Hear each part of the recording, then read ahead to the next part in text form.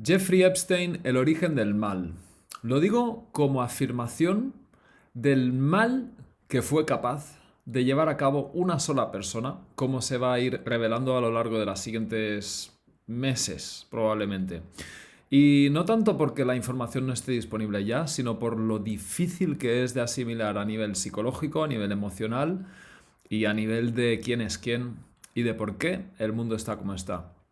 Pero también digo, Jeffrey Epstein, la carta astral del origen del mal, como investigación que os propongo, vamos a averiguar cómo una persona es capaz de llegar a tal nivel de maldad, de crueldad, de sadismo, de cálculo frío, de deshumanización, siendo alguien tan carismático y tan convincente a la vez. Esta propuesta de utilizar la astrología para comprender su personalidad creo que va a ser muy interesante incluso para personas completamente ignorantes de la astrología, que a veces os consideráis escépticas y simple y llanamente no tenéis ni idea del tema. Con cariño, con cariño. Pero es un hecho objetivo.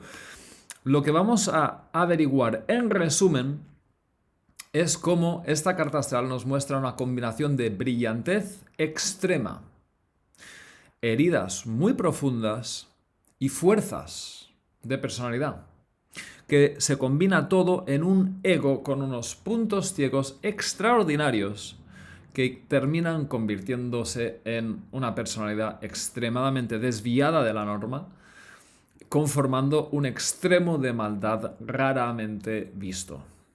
Y bueno, es que realmente si estás indagando en esta cuestión, sabes ya que esto es como una combinación de películas espías, de ciencia ficción, de terror psicológico, de terror esotérico incluso, de distopía y de intriga y de eso, intriga política también, todo a la vez. Y bueno, yo personalmente tengo la impresión de que realmente pues la realidad supera la ficción, ¿no? Vamos a hacer un repaso muy breve, ¿no? Hablamos de básicamente la arquitectura de un sistema de poder extremo, redes diversas, toda clase de perfiles. Hablamos de un enorme depredador sexual, un ingeniero de la red de trata de personas, un proxeneta de máximo nivel, un extorsionador, un experto en chantaje, al menos 500 chicas violadas, pobrecitas, más de 1000 mujeres y chicas prostituidas, qué espanto, redes de financieros hasta las más altas esferas, espionaje y contrainteligencia, Jeffrey Epstein como agente doble y quizás triple, quién sabe. Y alguien que fue capaz de embaucar y engañar a algunos políticos de pseudo izquierda y, bueno, de alinearse con toda la ingeniería social del alt-right, la ultraderecha contemporánea, la extrema derecha, Steve Bannon, Trump, Musk, el simpático defensor de la libertad, ya vemos para cuántas cosas, para él sobre todo. Peter Thiel con Palantir, la máquina de sadismo de ciencia ficción que es Palantir. En fin, todas las conexiones con el Big Tech, Bill Gates, todo lo que va a ir saliendo sobre pandemias y, en fin. Científicos de alto nivel, actores, áreas como criptomonedas, inteligencia artificial, transhumanismo, no sé. Todas estas cosas están hiladas a este personaje. No es el único factor, no es el impulsor, el creador de todo eso, pero sí está bastante centrado en el mapa de estos asuntos y por eso es una personalidad tan interesante de estudiar. Y bueno, casi me olvidaba del sionismo. Y bueno, entonces vamos allá con la personalidad de este auténtico psicópata, que era una persona que sufría y que si se le hubiera acompañado terapéuticamente en el momento apropiado, dudo yo que hubiera hecho sufrir a tantísimas personas. Dudo yo que hubiera llegado tan lejos. Pero la astrología nos enseña una realidad muy interdependiente en la que la persona y la sociedad normalmente tienen conexiones que a lo mejor no nos esperamos a priori. En este sentido, pues todas las élites que tenemos, los psicópatas que tenemos allá arriba, porque hay que ser psicópata para acaparar tanto poder, la vasta mayoría, no podríamos sostener el nivel de estrés, presión que sostienen estas personas en las altas esferas. Pero la pregunta que deberíamos hacernos es ¿por qué sostenemos con nuestro sistema económico, político, a personas que realmente no deberían estar haciendo eso? Porque nadie debería estar haciendo eso. Nadie debería estar tanto más arriba que otro ser humano. Y no estoy negando que haya jerarquías y tengan que haber incluso diferentes niveles de ingresos y de riquezas. No me estoy yendo a un extremo igualitarista. Estoy subrayando que estamos en un extremo de desnivel, de falta de igualdad, de violencia estructural extrema y que no tiene ningún sentido a nivel humano, a nivel psicológico, a nivel de nada, no tiene a nivel ecológico, de ninguna manera esto se sostiene. Entonces, bueno, reflexiones aparte, vamos a ir entrando en la personalidad de esta persona y también averiguando algo extremadamente interesante que es ¿por qué ahora? ¿Por qué esto sale ahora? ¿Cómo se justifica a nivel astrológico que esto emerja de la manera en la que está emergiendo en este momento y qué significa como espejo del proceso colectivo en el que estamos?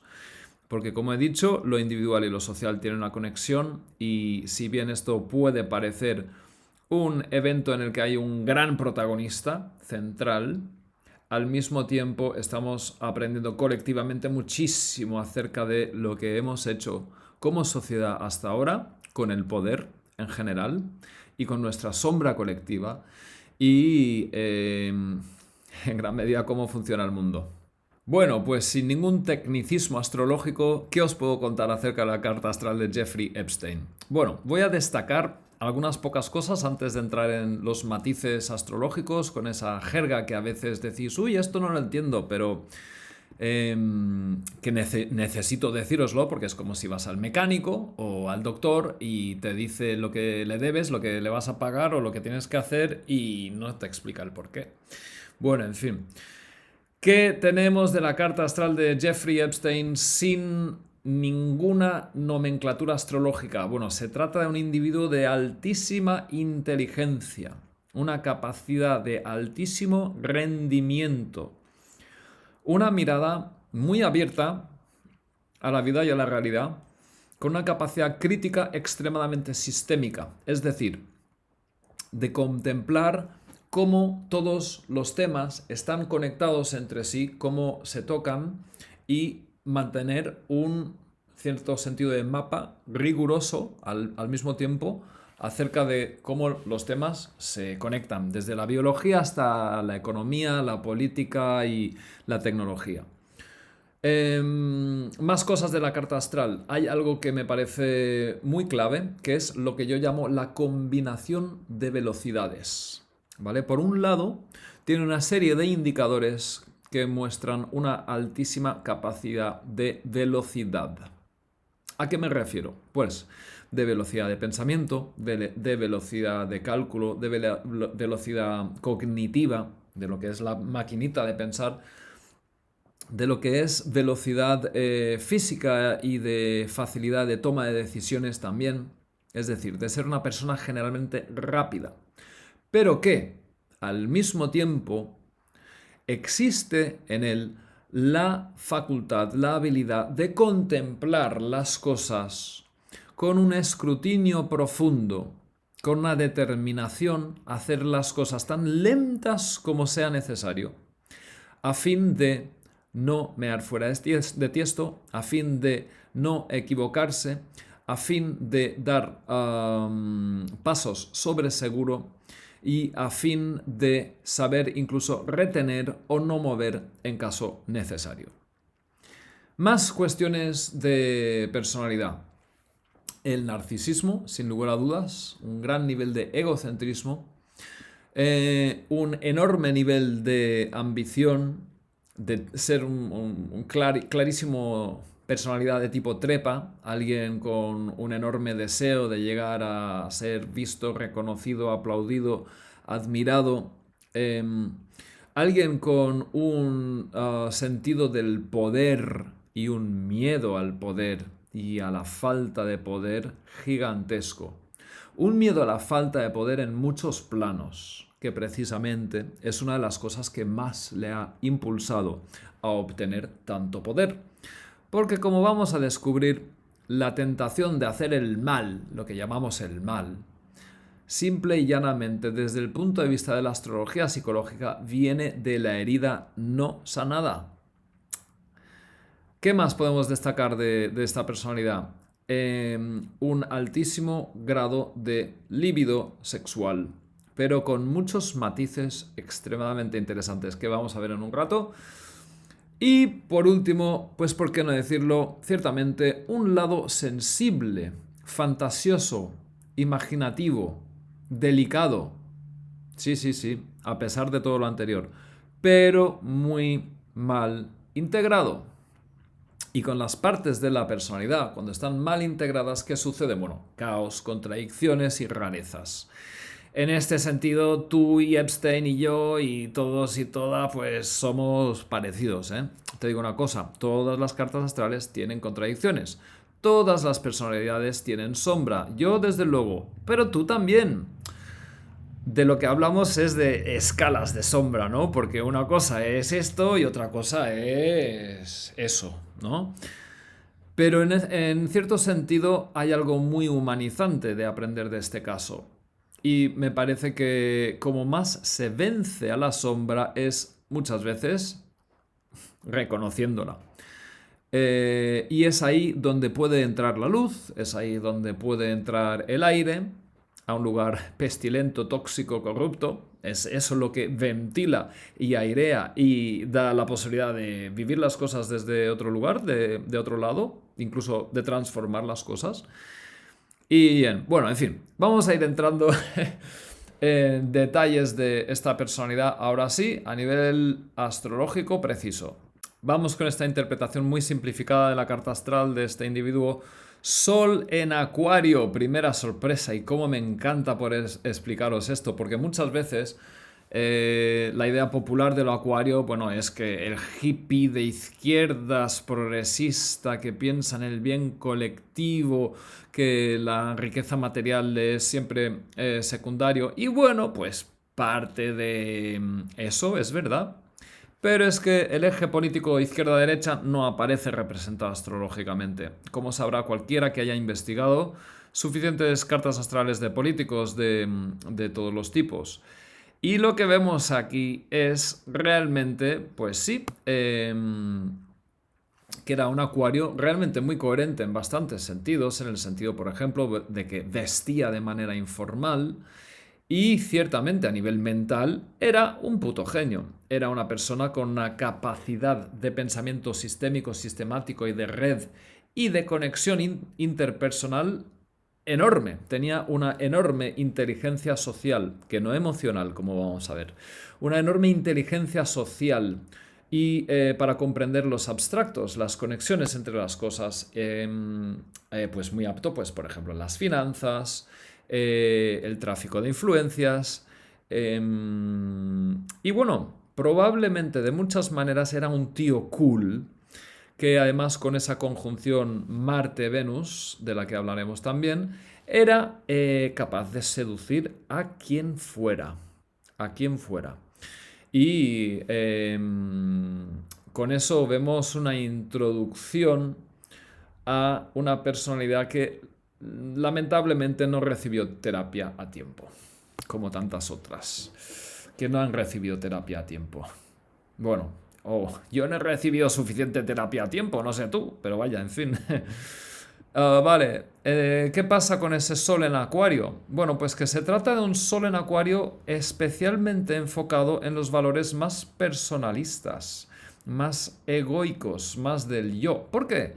Pues porque está en la casa 1, que es como básicamente es el embudo, el canal por el que salimos al mundo, resumiendo un poco mal y pronto, ¿vale? Entonces, él, Epstein, se encuentra con sus ganas de ser, su camino particular del héroe en pleno centro de su propia vida. ¿A qué me refiero con esta jerga? Me refiero a que básicamente él se ve a sí mismo en el centro, se experimenta con una vitalidad elevadísima. Y pase lo que pase, ante todas las circunstancias, siempre hay una cosa para Jeffrey: él. Pero con esa paradoja tan curiosa de que se trata de una personalidad acuariana, Sol en Acuario, y que con eso ese narcisismo extraño, ese personalismo indudable, tiene una cualidad extremadamente intelectual, abstracta, que le faculta para innumerables intercambios sociales de todo tipo.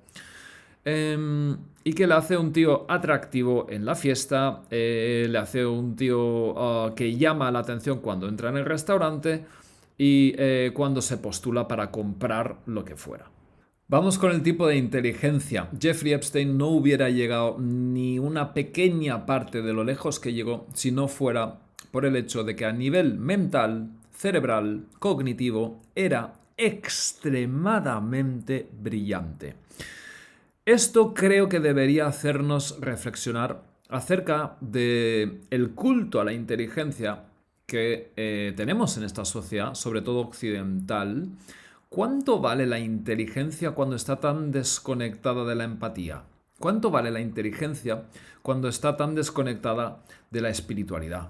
¿Cuánto vale la inteligencia cuando está tan desconectada de todo lo demás? Bueno, pues las universidades, las altas esferas, el mundo de las finanzas están llenos de gente extremadamente brillante. El mundo del Big Tech ya ni te digo. Bueno, pues creo que podemos sacar bastante reflexión sobre esto.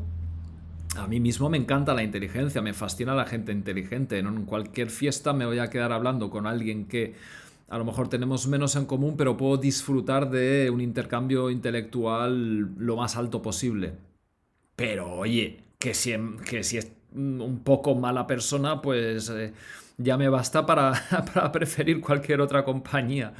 Es decir, que creo que hay que resignificar el tema de la inteligencia en nuestra civilización occidental. Bueno, pues vamos allá con lo de esta carta que es absolutamente fascinante en este parámetro. Su Mercurio, Mercurio es el planeta de la maquinita de pensar, ¿vale? Y su Mercurio está en Capricornio, en la casa 1, y tiene nada menos que 7 intercambios con otros planetas. Voy a explicar esto parte por parte. Mercurio en Capricornio básicamente funciona como una manera de razonar extremadamente ordenada, lógica y metódica, con mucha facilidad para la memoria y para preservar un sentido de orden de procedimiento, orden meticuloso, un sentido generalmente bastante conservador y cauto y prudente a nivel mental de cómo las cosas son. Es bueno para la ciencia y el ajedrez, la ingeniería y esa clase de cosas, ¿vale? Pero es que ese Mercurio además está en la casa 1. Y la casa 1, como he mencionado brevemente, tiene que ver con el contacto directo personal con el mundo, o el contacto del mundo directo con la esfera propia de la persona.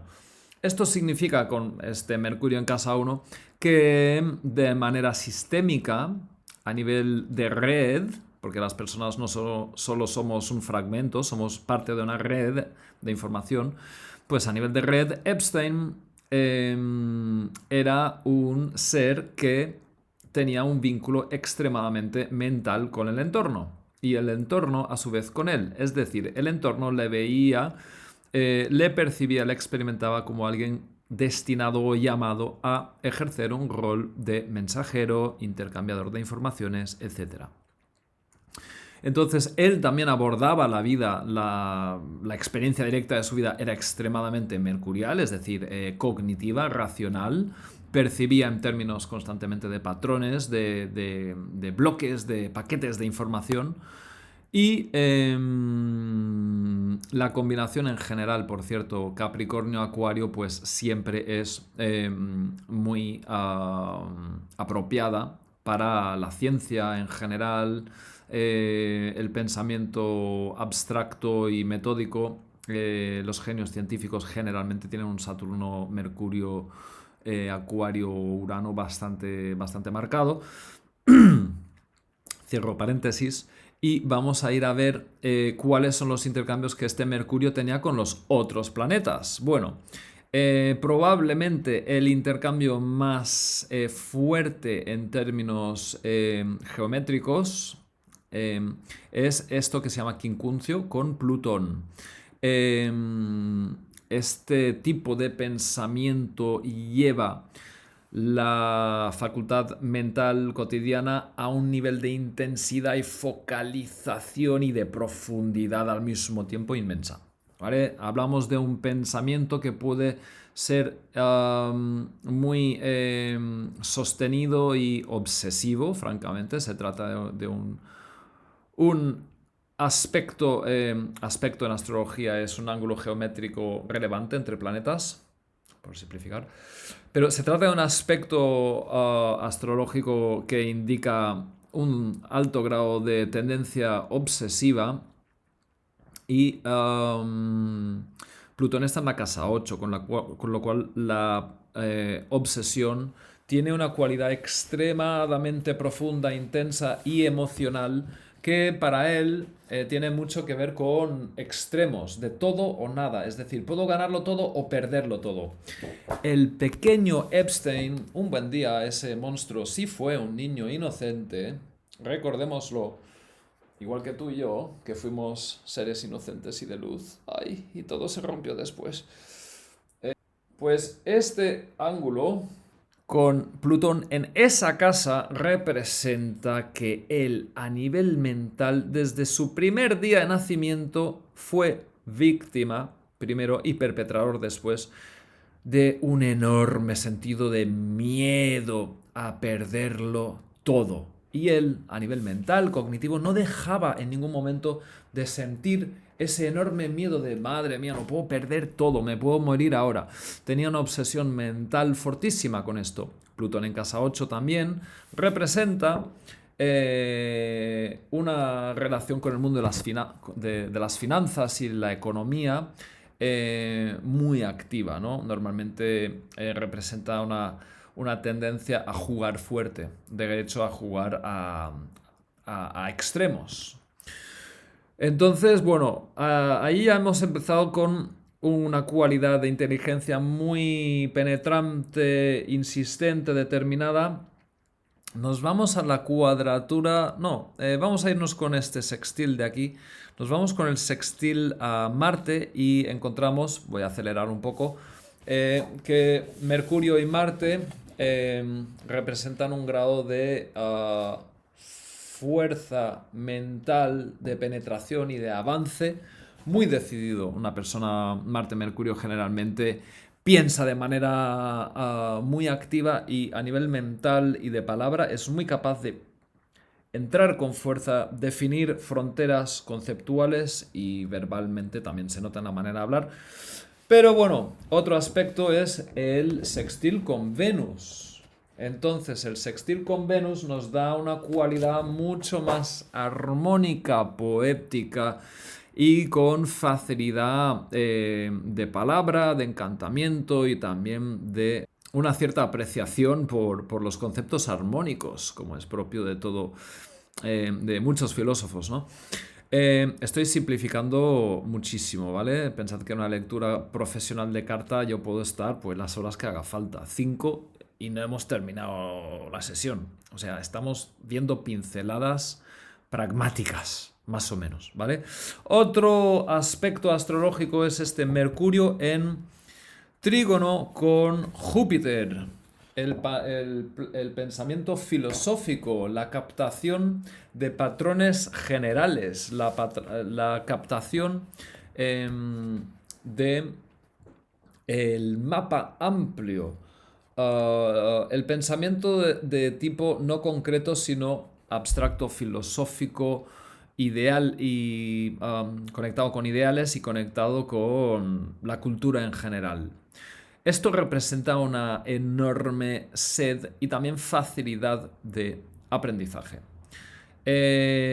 Nos vamos con la oposición de Mercurio a Urano y aquí entra ya lo que es una hiperexcitación de las facultades intelectuales. Se trata de dos planetas completamente intelectuales y él los tenía en oposición de casa 1 a 7, eso es muy relevante, y representaría normalmente un pensamiento tan rápido que tiende a quebrantar los conceptos, tiende a perder el hilo, tiende a adelantarse y tiende a tener un ego intelectual en el que normalmente la persona se cree más ágil y adaptada porque su intelecto va con tanta facilidad que el hecho de dejar atrás a los demás le hace perder de vista que también se ha quedado atrás de sí misma la persona, es decir, que ha perdido el hilo.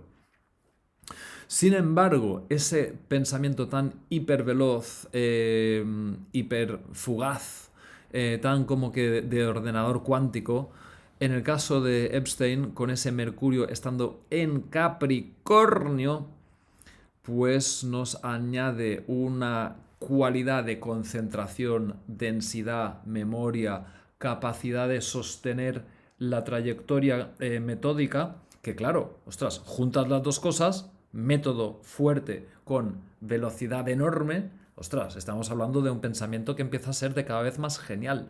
¿Qué más hay para explicar esta capacidad de finanzas, de seducción, de engaño, espionaje? No puedes ser un buen espía, por ejemplo, si eres intelectualmente mediocre. Los espías son gente intelectualmente muy brillante. Qué miedo, ¿no? ¿Qué más? Pues Mercurio en cuadratura con Saturno. Vale.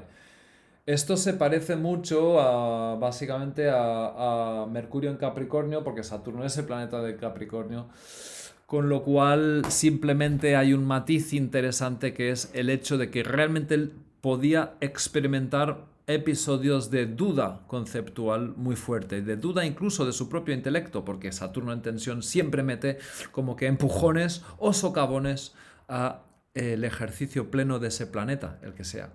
Y entonces su Mercurio, su intelecto, por momentos se sentía débil. Uy, estoy perdiendo el hilo, estoy perdiendo, esto no lo he entendido. Pero en muchos casos la persona responde desde una intensificación de la concentración, una entrega a la memoria, al escrutinio, al aprendizaje todavía más aguda. Y es por eso que muchas veces gente con Mercurio en tensión con Saturno pasa de tener fases en la que en su voz son mudos a ser gente extremadamente locuaz, con una memoria, una capacidad de explicación de las cosas muy ordenada, etcétera, ¿no? Esas personas son la muestra de que alguien que ha transitado una experiencia de Mercurio-Saturno de una versión a otra. Vale. Más cosas. El último aspecto de este Mercurio es que está en cuadratura con Neptuno también. Y ahí sucede algo bastante parecido, y es que Mercurio en cuadratura con Neptuno a veces tiene fugas mentales. Los conceptos se disuelven, entra la imaginación, entra la sensibilidad, entra una impresión, sea intuitiva y espiritualmente real, acertada, o sea, una ida de olla, una confusión, entra de manera inesperada y digamos que confunde, nubla, distorsiona la precisión. Pero ¿sabéis qué pasa? Que cuando tienes tantas cualidades que pueden compensar esa dificultad o esa faceta más difícil, puedes optar a disponer con más frecuencia de las ventajas. Es decir, puedes tener episodios intuitivos o imaginativos con mayor facilidad. En fin, estoy resumiendo de manera muy abrupta. Esto no es la carta para un cliente, ni mucho menos. Esto es astrología de divulgación, sin más, ¿vale? Por último, Mercurio rige a Géminis en la casa 5 y a Virgo en la casa 8. Brevemente, ¿qué significa esto? Que el sentido de juego y de diversión que este hombre tenía estaba como que muy lubricado. Podía, a nivel mental, él podía ser un tío extremadamente divertido, porque su sentido de la creatividad, el juego, se focalizaba, se expresaba directamente a través de este gran ingenio que tenía, ¿no? Y al mismo tiempo, casa 8, las finanzas, la relación con el poder oculto, pues sus grandes miedos, que eran grandes en su caso, sus grandes miedos y también fascinaciones por el poder se manifestaban de una manera, Mercurio en casa 1, extremadamente personal, en primera persona y muy a disposición de sus fines propios. Oh, qué extraño, ¿no? Posiblemente uno de los mayores extorsionadores de la historia contemporánea. En fin, y hasta aquí la faceta de sus grandes inteligencias. Vamos a entrar ahora en lo que es realmente delicado y perturbador. ¿De dónde salió esta horrible relación con las mujeres, las niñas, lo femenino en general? Pues vamos a indagar en la biografía de esta persona que un día fue un niño. Empezamos con la luna entonces. La luna en una carta astral nos muestra la relación en la infancia con la mamá, ¿vale? Eso conforma la primera respuesta ante la vida y la sensación que va a tener una persona hacia la vida en general a partir de ese momento. Entonces, ¿qué nos encontramos aquí? Nos encontramos con una luna en el signo de Aries, en la casa 3 y en cuadratura con Urano y un aspecto menor que no mencionaremos con Plutón. Pero bueno, básicamente esto en resumen significa una madre extremadamente poco disponible y que contacta con el bebé, contacta con el niño de una manera hiper rápida e impredecible. ¿Vale? La manera que ella tenía de ofrecerle apoyo, su maternaje, pecho, sostén, lo que fuera que el niño necesitara, era extremadamente imprevisible y además invasora. Entraba y salía de una manera muy abrupta, inesperada, directa y creando pues muchos momentos de sensación de abandono, de viene o no viene, me toca o no me toca, ahora la necesito, ahora viene, ah no, ha cambiado de opinión, ya no viene. Pues básicamente generando un vacío muy significativo. Todas las personas en nuestra luna, pues por estadística en general, por ley de probabilidad, tenemos excesos y carencias. Muy pocas personas tienen una luna perfecta y la carta astral perfecta tampoco es algo que exista, no hay eso. Pero esta persona ciertamente sufrió un grado de abandono y de comportamiento invasivo hacia él que le sumió en un sentido de es o yo o nada. Y tengo que tirar para adelante por mi cuenta y entender mucho, mucho, mucho para básicamente sobrevivir. Es decir, el niño que él llevó dentro toda su vida era un niño que actuaba desde un enorme sentido de autopreservación, un enorme sentido de si yo no entiendo Luna en casa 3, si yo no me escapo de las emociones que yo estoy sintiendo, si yo no actúo con enorme celeridad, si yo no muestro y defiendo mi autonomía total y absoluta, Luna en Aries, me voy a morir. Me voy a morir. ¿Vale?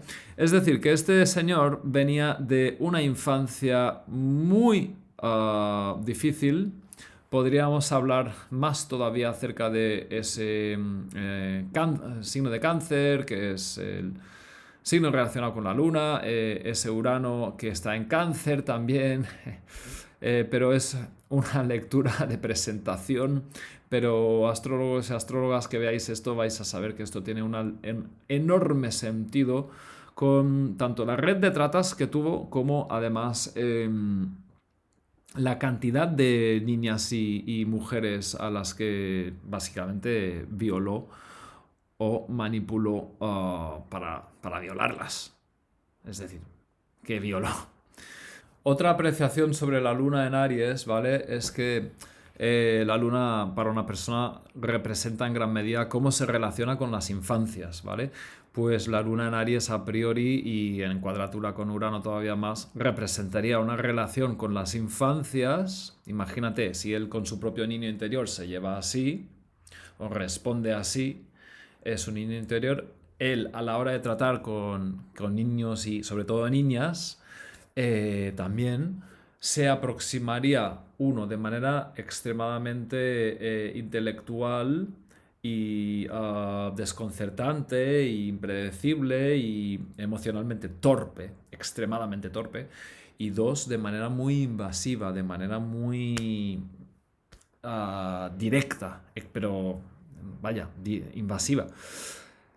En cambio, si nos vamos a la otra faceta de lo femenino que es Venus, Venus lo tiene en Piscis.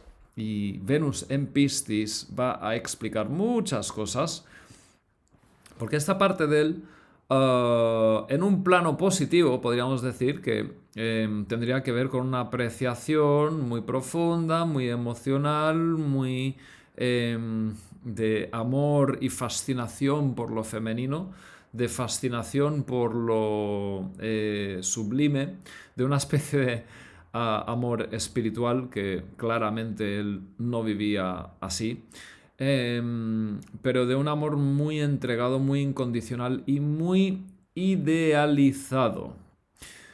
Ahora bien, siendo él hombre, siendo él biológicamente hombre, Venus, es muy habitual que un hombre lo vea fuera de sí mismo, por más que él lleva, un hombre, todos los hombres llevamos nuestra mujer interior dentro, la tenemos, la tenemos.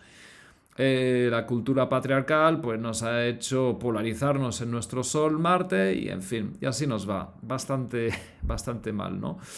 Pero Venus Piscis, pues para un hombre que no conoce o no contacta con su propio lado femenino, nos va a hablar acerca de cómo él ve lo femenino. Y Venus en Piscis tiene mucho que ver con la mirada a la mujer desde su profunda vulnerabilidad, desde su faceta más de excluida social, desde su faceta más angelical y también desde el arquetipo de la mujer en exclusión social. Y bueno, aquí llegamos a el tipo de chicas que él elegía como víctimas. Os recomiendo que no lo haya visto. Yo miro muy poco Netflix, pero la verdad es que los documentales que hay acerca de él y de la pareja intermitente, la novia Maxwell de Epstein, son fascinantes y diría que son pues rigurosos. Y allí se explica cómo elegía a estas pobres niñas que ya venían de familias desestructuradas, con abuso de drogas, que la mayoría de ellas ya habían sido violadas, ya habían sido, digamos, destruidas en su dignidad, carecían de amor propio. Y este hombre, primero, pues a través él en primera persona y luego Maxwell y luego otras personas y luego otras niñas fueron entrando en esa red piramidal de niñas extremadamente vulnerables y heridas, y él tenía pues una fascinación por ese tipo de perfil. A nivel humano, desde luego que las despreciaba total y absolutamente, tanto él como Maxwell, que también era pues una persona, ya veremos si os gusta mucho este vídeo, puedo hacer otro sobre la carta astral de Maxwell y la relación, que es absolutamente fascinante. Y lo que vemos es que básicamente Epstein tenía una fascinación con este tipo de mujeres y eran la que en cierto sentido encajaba con él. Pero claro, ¿desde qué lugar? ¿Desde un lugar de amor y de bienestar él consigo mismo? ¿O desde un lugar de desquiciamiento que significaría que su relación con lo femenino iba a ser muy desquiciado? Bueno, ¿desde qué lugar? Es bastante obvia la respuesta, ¿no? Vale, vamos con otro tema que es absolutamente fascinante y es que Epstein sí tenía la libido muy alta, pero vamos a ver que con matices. Es decir, tenía un nivel de deseo sexual muy fuerte. Tenía Marte y conjunción casi, Marte y Venus en conjunción casi en el mismo grado. Esto en cualquier otro signo menos Piscis representaría una libido muy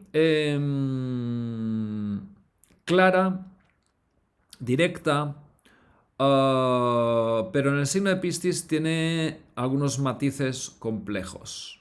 De todos modos, básicamente Marte, empezamos por el primer paso, Marte excita a Venus y Venus erotiza a Marte, ¿vale? Las personas que tienen esta conjunción siempre son generalmente las personas con un carisma sexual más fuerte, son personas que bailan bien, son personas que tienen una gracia al moverse, tienen una integración, un algo sexy que se desprende simplemente de su manera de estar. Y Marte conjunción Venus en Piscis, pues mira, voy a empezar por la faceta bonita positiva, ¿no? En un plano podría haber sido un maestro de tantra sexual. Podría haber sido alguien que trae la sexualidad a un plano, digamos, meditativo. Alguien que está presente a nivel espiritual mientras hace el acto puramente carnal. Alguien que vive la profundidad y lo trascendente mientras está follando, mientras está haciendo el amor. Bueno, podemos dudar de que fuera así, ¿no? En cambio, Marte en Piscis, si miramos por lo que es el comportamiento de su líbido, Marte en Piscis, en realidad, para funcionar bien, para tener un pleno acceso a básicamente la energía masculina, al vigor, al, para conectar plenamente con su potencia sexual, tiene que estar en contacto también con su sensibilidad. Y si lo hace, no hay ningún problema. Pero cuando no lo hace, tiene problemas. Entonces, este Marte en Piscis a mí me da que tenía problemas de impotencia o de alguna manera como mínimo de autorreafirmación, ¿vale? Y este paquetito aquí es muy interesante porque en realidad Marte conjunción Venus están en sextil con Júpiter, que da bastante vigor, da bastante energía, da confianza, da expansividad desde luego que la tenía, y el trígono con Urano da una capacidad muy fresca de empezar de nuevo, da ligereza. No da vigor, no da nada carnal, pero sí da un espíritu como libre, ligero, que es capaz de empezar muchas veces desde cero y a nivel social y a nivel sexo afectivo, pues de tener múltiples experiencias. Vale, todo esto podría haber sido muy interesante, ¿no?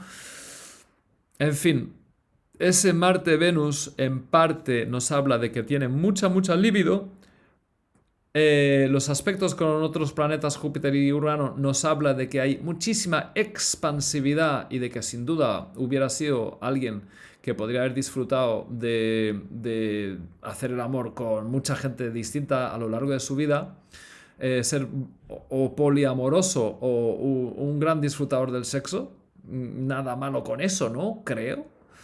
Pero donde aparece el reto, creo, es en el factor de que Marte está en Piscis y evidentemente con un mundo sensible tan roto como hemos descrito hablando de la Luna, pues su aproximación a lo femenino no era precisamente, como os dije, que para que un Marte en Piscis funcione bien, tiene que estar en contacto con su lado sensible, pues ahí había una fisura enorme, ahí había una contradicción.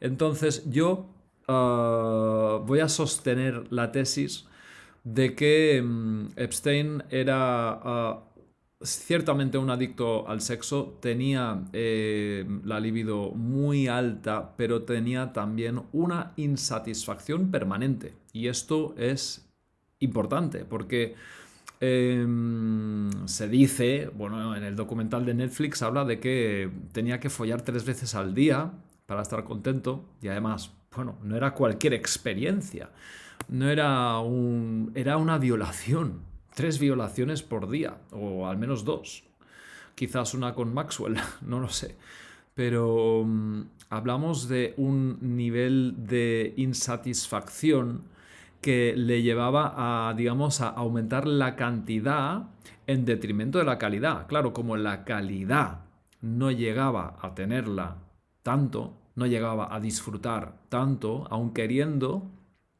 de alguna manera lo que yo sostengo es que él lo suplía con cantidad. Y ese Urano que he mencionado así un poco por encima antes, pues Urano está en Cáncer y en la casa 7. Muy brevemente diré que Cáncer es el signo de la infancia y la casa 7 es el ámbito de las relaciones. Ojo, porque aquí se solapan los significados, ¿no? De alguna manera, infancia o una actitud infantil, Cáncer, en el ámbito de la casa 7, en el ámbito de la pareja, o directamente niñas, o una tendencia infantilizante, de la manera que sea, pero con Urano que tiende a crear, en la casa 7 Urano tiene un papel, tiene un funcionamiento muy sistémico, es decir, hace que la pareja entre de manera inesperada y rápida y se vaya también de manera inesperada y rápida, y hace que el sujeto también tenga una tendencia a desconectarse, a reconectarse con sucesivas parejas a lo largo de su vida. En este caso, ese Urano parece indicar de alguna manera digamos, el paso constante por una enorme cantidad de figuras de proyección de pareja, que obviamente no eran parejas, eran pobres niñas violadas, qué horrible, ¿no? Que es como increíble. Pero con esta carta astral yo creo que vamos, digamos, viendo todas las piezas, toda la arquitectura psicológica de una persona que cometía atrocidades y que venía en parte de una combinación de fuerzas y virtudes, pero desde un lugar de una gran herida. Y es que, como he dicho, el mundo de las altas esferas, el mundo de los grandes CEOs, el mundo de las élites, el mundo de, bueno, también las prisiones, está llena de gente que tiene una combinación de muchas fuerzas y virtudes, pero digamos que manejadas, orquestadas en torno a un centro de un gran dolor, un gran vacío que no se ha sanado, personas que sistemáticamente niegan o rechazan la terapia o los caminos de sanación, y que, bueno, esas virtudes y esas fuerzas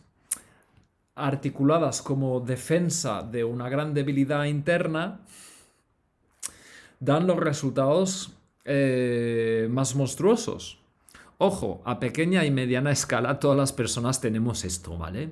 Todas las personas ocultamos nuestras debilidades detrás de nuestras fuerzas. Yo lo hago, tú lo haces y todas las personas lo hacemos en general, ¿vale?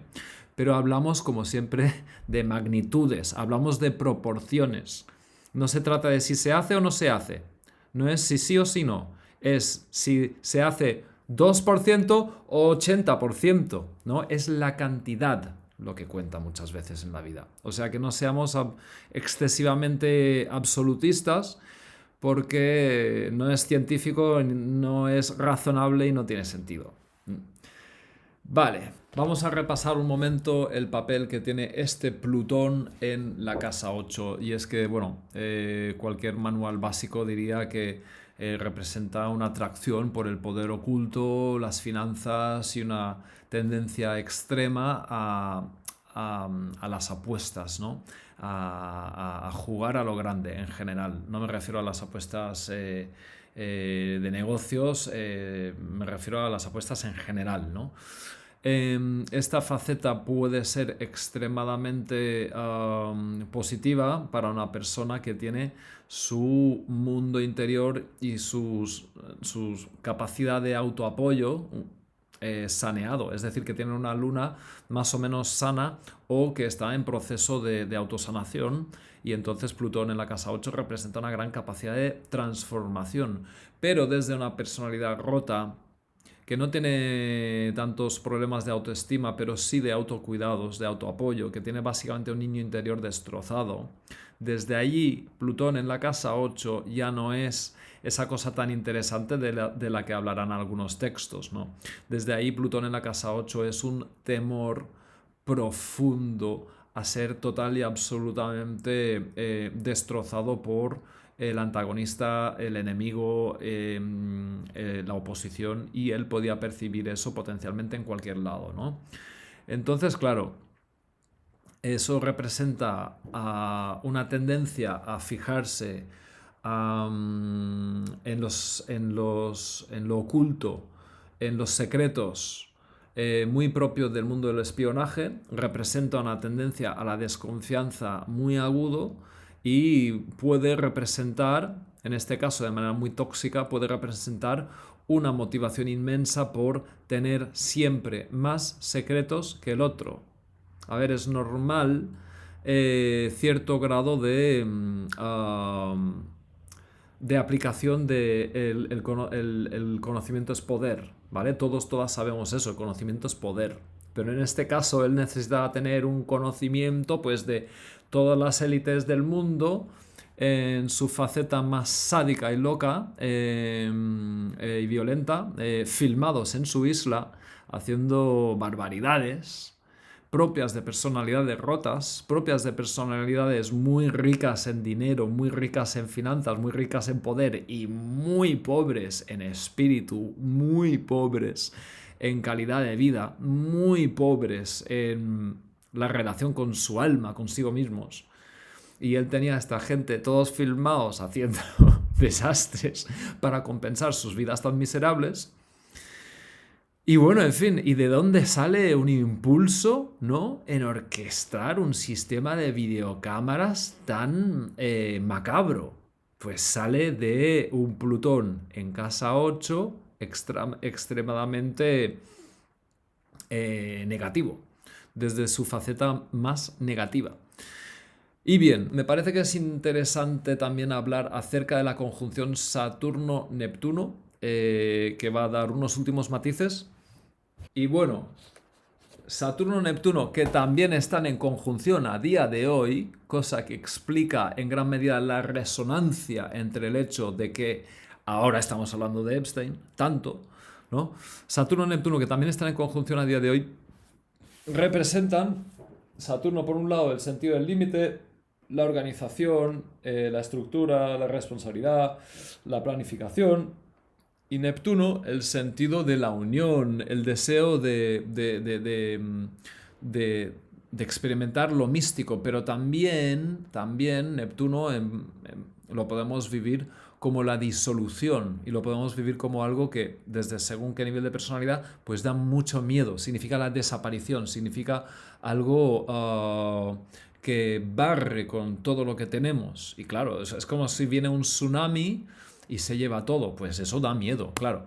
Pues entonces yo sostengo que gran parte del comportamiento de Epstein era un ir y venir entre la polarización o bien en Saturno o la polarización o bien en Neptuno. Eso es habitual, ¿vale? Cuando una persona tiene una conjunción Saturno-Neptuno, típicamente Saturno va, por momentos, por fases de su vida, va a intentar amarrar completamente a Neptuno. Traducción. La persona va a tratar de ordenar, estructurar y controlar todo lo posible, cualquier posible fuerza de disipación o de disolución de sus fuerzas. Bien, Neptuno es el planeta regente de Piscis. Voy a acelerar un poco ahora, aunque esto sea complejo para la gente nueva. Pero Neptuno es el planeta de Piscis. Piscis está en la casa 2, la casa de la economía. Epstein tenía un enorme impulso económico, empresarial, financiero, con ese Marte-Venus conjunción en casa 2. Vale. Pero en el fondo de su psique, también el sentido de la economía le remitía, Neptuno en casa 9, a el alto mundo internacional, aquí su relación con múltiples centros de inteligencia, del Mossad, el inglés, la CIA, en fin,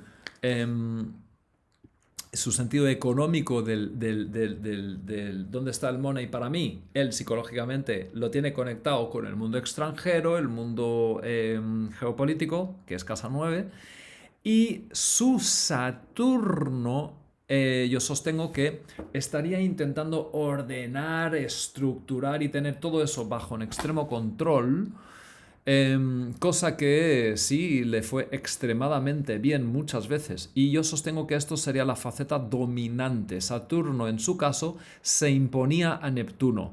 Cuando tienes una conjunción, normalmente tiene que ser un baile por turnos.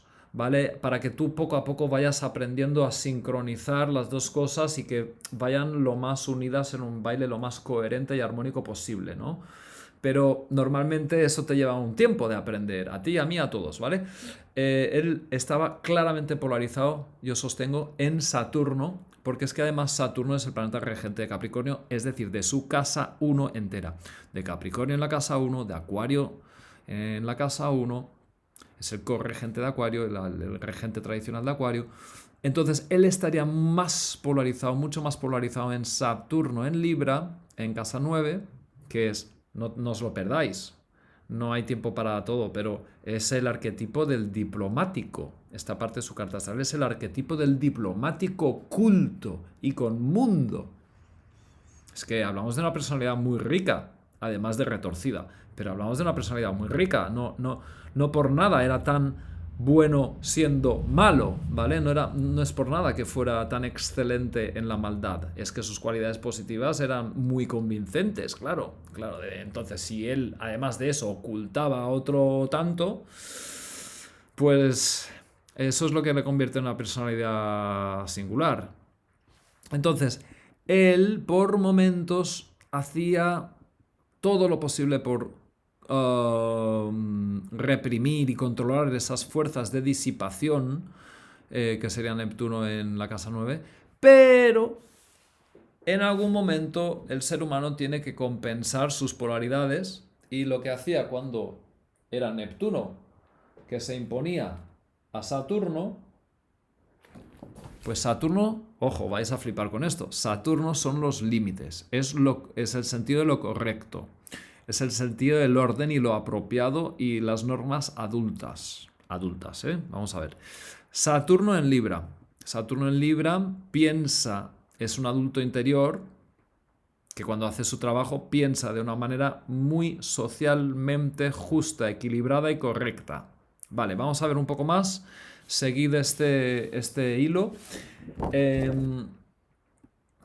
Pero el regente de Libra es Venus, y Venus estaba en Piscis. ¿Os acordáis? La imagen que Epstein tenía de la doncella infantil, angelical, pobrecita, excluida socialmente y muy fastidiada por la vida.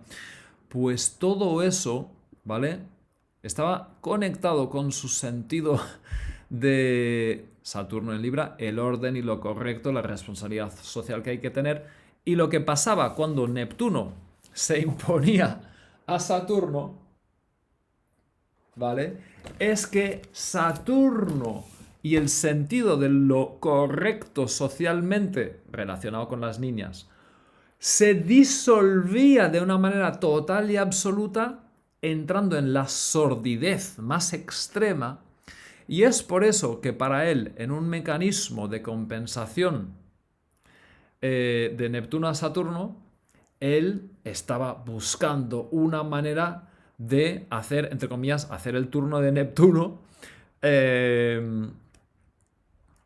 para compensar que normalmente estaba muy polarizado en Saturno por encima de Neptuno.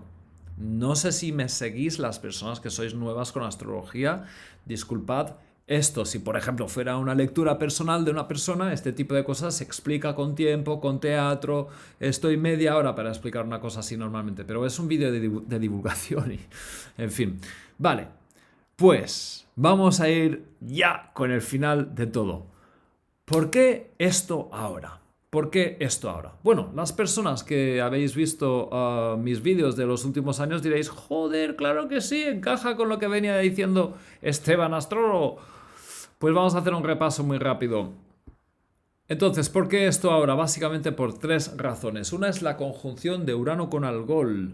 Urano es el planeta que libera de manera repentina los procesos y Algol es un sistema de estrellas. Son 2 estrellas que giran muy rápidamente, he hablado acerca de esto en muchos otros vídeos, y que son el arquetipo, en todos los sistemas astrológicos, son el arquetipo del odio, la crueldad y la maldad. Si existiera un arquetipo propiamente demoníaco en el mundo astrológico, sería este. Ahora bien, es muy interesante para comprender el arquetipo, el que no da tiempo ahora, pero básicamente el mal, el demonio absoluto en sí no existe. Si se entiende el mito de Algol o de la gorgona Medusa en el mundo de los mitos griegos, es básicamente una persona que ha sufrido muchísimo y está súper enfadada, ¿vale? No es que sea una entidad demoníaca transpersonal más allá del tiempo, no, eso no existe. Lo que existe son conciencias congeladas, cristalizadas, totalmente perdidas en el dolor y que se convierten en, entre comillas, se convierten en malas. Entonces tenemos ese arquetipo tan potente, tenemos la conjunción de Urano con Algol que hemos estado viendo escenificado en más de un genocidio que está en curso en este momento en el planeta Tierra. Y la última vez que estuvo Urano en conjunción con Algol fue el momento en que Hitler se vuelve loco del todo y empieza a exterminar gente judía en masa en Auschwitz. Creo que se aprecia el hilo conductor, ¿no? Como dije en el vídeo de ciencia ficción y horror, básicamente hay 2 facetas posibles de esto, la negativa y la positiva. La negativa se resume muy bien en una frase. El monstruo se libera. La monstruosidad se libera. Porque Urano, para bien y para mal, lo que hace es destapar como que cuánticamente posibilidades que antes estaban cerradas, bloqueadas, ¿vale? Y las pone en circulación. La otra faceta es liberarnos de lo monstruoso. Las mismas palabras, pero en distintos sentidos, ¿veis? Liberarnos de lo monstruoso. Bien, hemos estado viendo con el genocidio en Palestina, pues una clara manifestación de que el monstruo se ha liberado. Es bastante obvio que allí ha habido, a nivel histórico, ha habido una repetición, una inversión de roles de víctimas a perpetradores. No hace falta explicar mucho sobre esto, creo. No descubro nada, solo que a nivel astrológico hay una coherencia impecable de ciclo. Entonces, retomando el hilo, básicamente, hemos vivido muchos episodios este último año y medio de conjunción Urano-Algol. Hemos vivido muchos episodios de el monstruo liberándose y saliendo, Trump constantemente desafiando a la imaginación de lo posible en este sentido. No es el único, por supuesto, Bannon y todas sus secuaces y tantos otros, ¿no? Pero básicamente ahora, al fin, la humanidad, en la vez que Urano ha hecho la tercera conjunción al Gol, hemos visto la liberación del monstruo, la liberación de lo monstruoso. A nivel colectivo, el caso Epstein en este momento de revelación de los files, los archivos que quedaban pendientes y aún quedan, representa básicamente una oportunidad colectiva de liberarnos del monstruo. Epstein como caso de arquetípico del monstruo. Mejor dicho, la clase Epstein, la red, pero cualquiera que haga o se parezca, que no hace falta estar implicado, no hace falta estar en la lista. Con tal de parecerse a pequeña escala, pues más o menos hablamos de eso, ¿no? Pero en este caso, a nivel colectivo, estamos viendo esto ahora por la conjunción Urano-Algol en su tercera fase. Porque básicamente Urano, si esto es la estrella, mi mano aquí, Urano hizo una aproximación, hizo una conjunción, retrogradó, pasó otra vez por encima, se fue y ahora ha estado en retroceso y precisamente unos días muy cerca al momento en el que se han revelado los papeles, Urano se ha puesto directo otra vez y esto ha sido la tercera vez que Urano ha contactado con Algol y esto ha sido pues el día que 4 de febrero creo que Urano se puso directo y es ahora en la que por fin hemos visto una vivencia positiva, sana y necesaria de liberarnos de lo monstruoso. Entonces, esta es la primera razón por la que ahora el tema Epstein ha sido tan potente. ¿Y por qué estamos como humanidad aprendiendo en el espejo que nos supone este caso?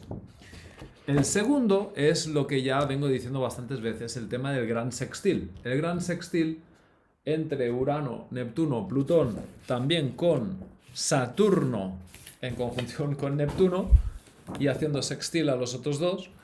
Esto es lo que yo llamo la transición civilizatoria y pues realmente no se puede explicar ni en 5 horas. Es básicamente una transformación sistémica tan profunda del sentido del territorio, las identidades, la cosmovisión, el sentido de la realidad, el sentido de la inteligencia, el sentido de nuestro lugar en el universo, de quiénes somos, si estamos solos o no, que vamos a ver que no, esa es otra que entra en el gran sextil. Probablemente la astrología, si alguna vez se llega a poner de moda de verdad y a normalizar como le corresponde a esta disciplina, pues va a ser ahora, va a ser en estos años, estos 5 años. Entonces, estamos en un momento en el que el sentido de la realidad está mutando de una manera que yo tampoco puedo predecir. Hice un mapa de tendencias posibles en mi vídeo de 2025 y ahí lo tenéis, podéis ir y verlo. Pero la verdad que es muy amplio. Y yo sostengo que el caso Epstein es un proceso, es una parte muy importante en el proceso de el gran sextil y lo que va a traer como transición civilizatoria. Por un lado, nos hemos liberado del monstruo y además hemos destapado la cara del monstruo. Ahora lo difícil es sostener la mirada, como en el mito de Perseo con Medusa, pero de hecho en realidad no hay que sostener la mirada. Si me permitís usar un poco el mito para comprender la psicología, cosa que hacemos los astrólogos muy a menudo, en realidad, no hay que mirar a tal nivel de odio y crueldad y violencia a la cara, porque lo que nos enseña el mito es que entonces eso te posee. Tú no quieres acabar poseído por esa energía de mierda. Quieres ser consciente de la realidad para actuar de manera proactiva y todo lo feliz y amorosa y genial posible, ¿no? Y entonces Perseo lo que hace es cortarle la cabeza a la gorgona, que es Medusa o Algol, sosteniendo un escudo que le sirve como espejo. Es decir, ¿qué estamos sacando colectivamente de esto? Pues que lejos de meternos en los oscuros mundos del abuso infantil, la trata de personas, el tratar a las personas como mierda o como piezas, desacralizar la vida de esa manera, eso sí que es pecado, de verdad. Eso sí que es pecado. Pues eso no hay que, como bien decía Nietzsche, cuando miras al abismo, el abismo también mira hacia dentro de ti, ¿no? ¿Vale? Pues si tú te pierdes entrando en el abismo, no ganas nada. Pero si consigues simbólicamente cortarle la cabeza a eso y luego respirar y quedarte a gusto, entonces sí que has progresado, entonces sí que has aprendido, entonces sí que has evolucionado, entonces sí que has hecho el mundo un lugar mejor, o tu vida y el mundo un lugar mejor.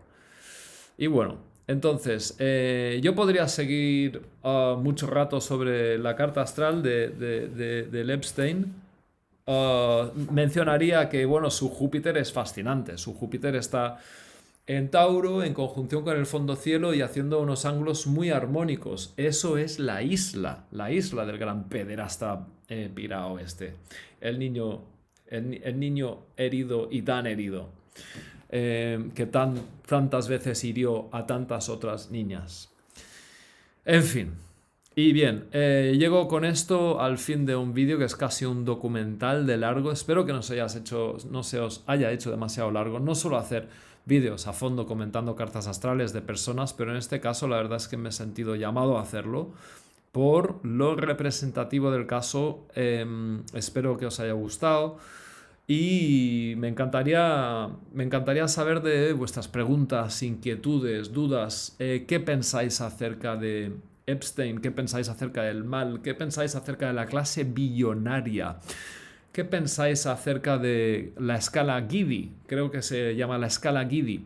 ¿Cuánta riqueza tiene que tener una persona por encima de otra para tener una sociedad buena? ¿Todos tenemos que tener exactamente lo mismo de dinero? ¿Todo tiene que estar concentrado en una sola persona? ¿Cuál es el reparto correcto? ¿Vale? Hay países que tienen hay leyes y política para estas cosas, aunque no lo creáis, para que la diferencia no sea demasiado grande. Hay leyes y continentes donde eso no existe, donde no hay leyes, mejor dicho, y donde eso no existe. Y hay tú y yo, unos pringaos a ojo de esta gente, que no son más humanos, no, en mi opinión no son superiores. Lo hemos visto en la carta astral de este hombre tan herido. Lo que hace su propia herida al mundo. ¿Cuánto más tiene que ser de rico? ¿Cuánto más puede ser rica una persona por encima de los demás para que una sociedad funcione? ¿Cuál es tu opinión? El más rico tiene que tener 5 veces más salario, más saldo, más ganancia, más riqueza que el menos rico de su país. Tiene que tener 20, 100, 500. ¿Cuál es vuestra opinión acerca de la igualdad de los seres humanos y que realmente no somos iguales y que sí hay una parte de jerarquía? Esto es una selva, es en parte una selva, es diverso. No somos iguales, pero al mismo tiempo sí somos espiritualmente todo uno. Entonces, ¿tú cómo respondes a esto? Mi opinión, la estoy explorando, pero estoy convencido de que no necesito ni élites ni billonarios. Yo no los necesito. ¿Tú? ¿Qué? ¿Qué posición tienes ante esto? ¿Sientes compasión por Epstein? ¿Qué has aprendido? ¿Sientes compasión por sus víctimas? Ahí es donde está mi compasión principal, desde luego. Ojalá encuentren la paz y ojalá todo esto sirva para aprender mucho y cambiar las cosas. Venga, gracias por vuestra atención. Seguimos.